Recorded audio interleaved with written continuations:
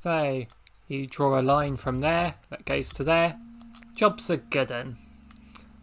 Hello friends, it's Dave here from SaveDex. Welcome to another review for a Nintendo Switch game. Today I'm looking at Mini Motorways, which is a traffic management sim available on Nintendo Switch.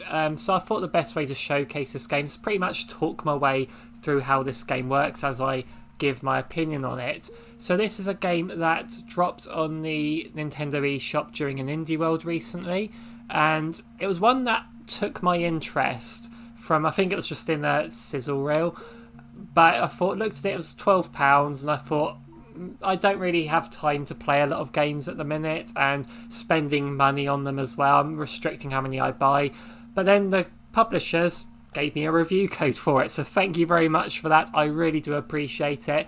So let's just see what I think of this game. Let me explain to you how it works. So as you can see, we've got these houses here which I'm highlighting, which I'm thinking is where these cars live, and then you've got an orange building which is basically where they work.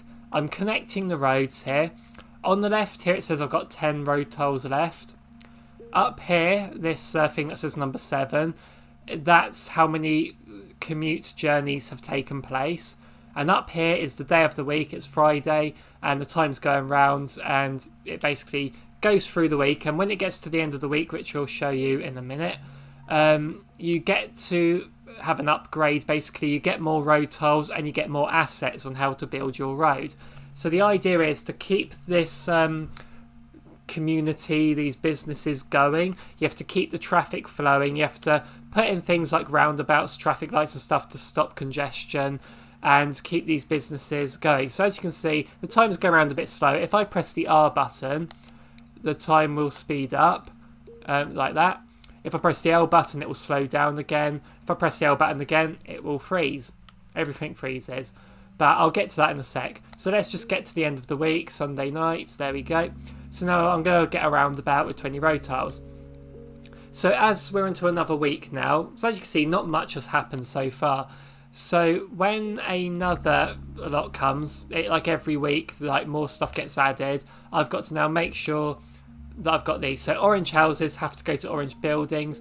As time progresses, you'll get different coloured buildings appear, and obviously so we've got red there. So now, although it's all right so far, they're all going to their own buildings. Now you've got these red cars in here.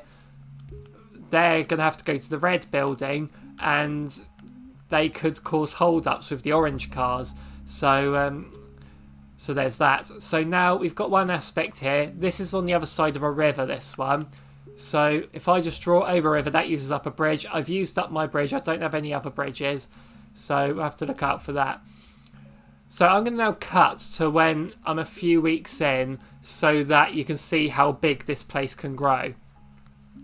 Okay, I've cut to the next week. So this blue building appeared. I was able to join them without any hassle because it's not affecting these. But then this blue house appeared here. So I'm now going to have to do that so that blue house can get to that building. So now the blue cars are going to come into the fray. So I might just pop around about maybe there.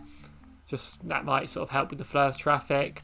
I'm not too good at this game yet, but again, I'm going to carry on. So the camera is going to zoom out basically as more buildings come. So although it starts very close up, it zooms out. You see the town growing, and it just works like that. So to controls, basically you have I'm using the analog stick to move this cursor, and I am using the A button to place rows. You can choose whether you want to hold the A button down or just press the button to get it to move. I prefer to hold it down. And okay, so motorway, I'm going to select the motorway. So this thing is far away from the dark blue buildings up here. So what I'm going to do is I'm going to select the motorway, and the motorway is sort of like a very long bridge here. So I'm going to connect it from there to there. So these dark blue cars can get to their buildings without affecting the other traffic at all. So that was a good timing for me to get that motorway. So if you press B, you can erase roads like that. Any cars, so if I erase this road, see the building there, the road is still active because the the commute still needs to take place, but once those red cars have finished their commute, see the road just disappeared.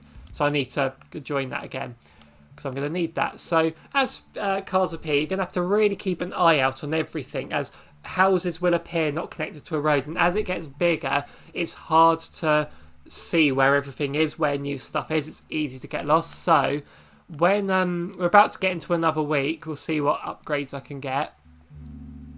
I'm going to get more bridge. Okay, so basically we've had some more houses appearing. You can see a red one's just appeared there. I've had a red one appear down here and some on the right, which is a bit annoying. But I can use a motorway I've just gained. So say I'm sort of having trouble to keep up and there's a lot of cars there. If I press the L button to pause it, like I mentioned earlier, everything's paused. But while it's paused, I can still build roads. I can still remove roads. I can still make any adjustments I want while it's paused.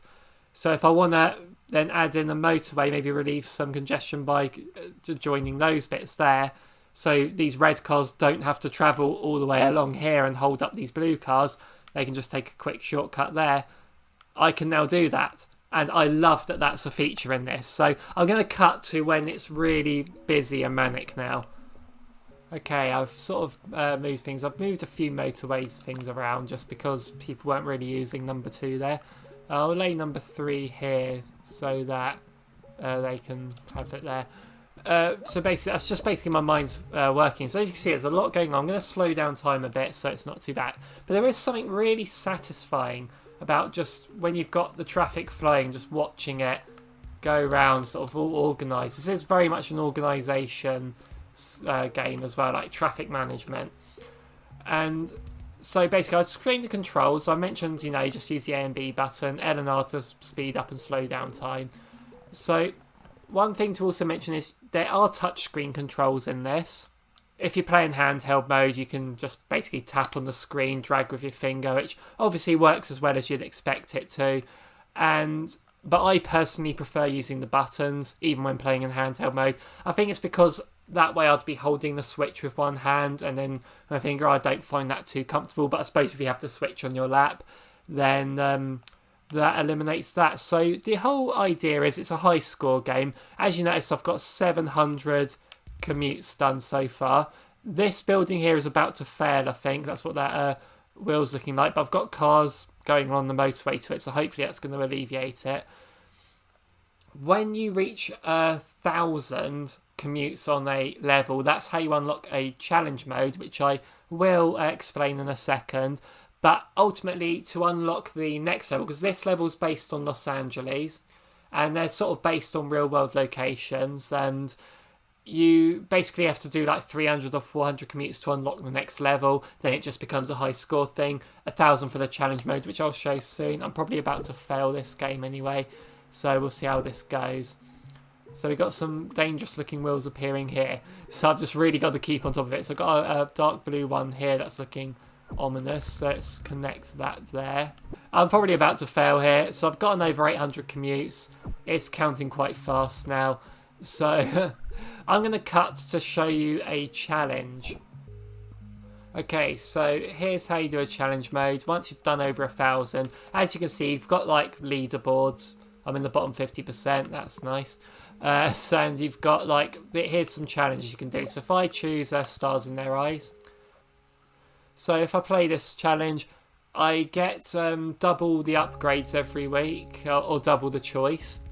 And weekly choices are now a mystery, so I don't know what I'm choosing. So that's an interesting thing. So it's just the same again, but there's a few little, I suppose, modifications to the gameplay. Okay, so at the end of week 1, what one am I getting? Let's have a look. I'm getting a bunch of bridges and a lot of tiles. Okay, so bridge will come useful here. So while this is carrying on, it's just going to be more of the same, basically. But I will cut to show you what the end of this town will look like, the end of this challenge. So basically all I have to say is graphically, it's very basic looking, but it looks very nice. As I said, the flow of the traffic is very satisfying to watch and quite mesmerising in a way. Obviously the buildings are all colour coded. You got like the orange buildings, orange houses, orange cars all linked together. There is a colourblind mode to this, and you can sort of manually choose which colours appear on the map based on what colours you can see basically easier. And there's a nighttime mode and all the good stuff like that. And sound wise, it's kind of basic. It's all sort of more sound effects and stuff, but you hear more of it as the town gets bigger. But although it's kind of basic, it is the sort of thing where I don't really listen to the sound on this. It's mostly a game that, again, I play it in handheld mode while watching TV or something. It's one of those games, and honestly, I think this game is really good. I mean, if you like what you see, if you think this is the type of game that you could get addicted to, because I have gotten quite addicted to this, it's very worth getting. £12.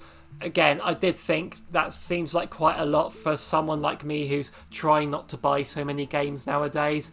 But if I had paid the £12 for this game, I would still be happy with that.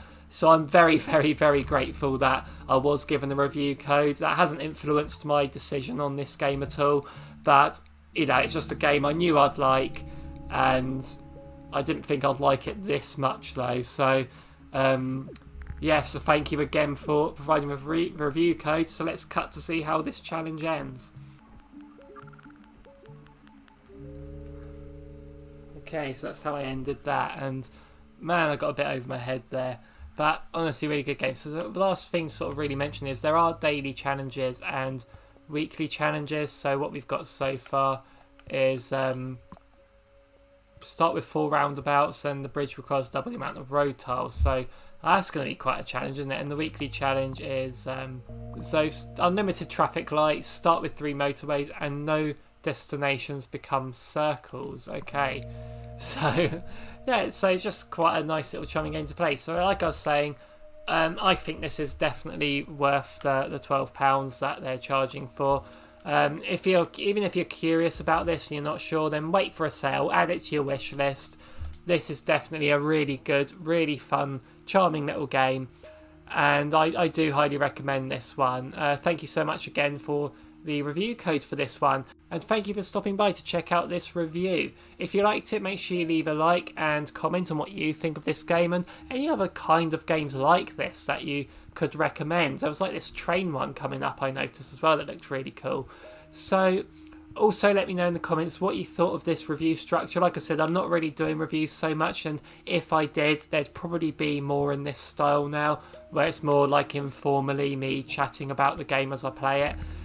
So let me know if you like this kind of review, because it's pretty much all I'll be able to manage to do at the minute.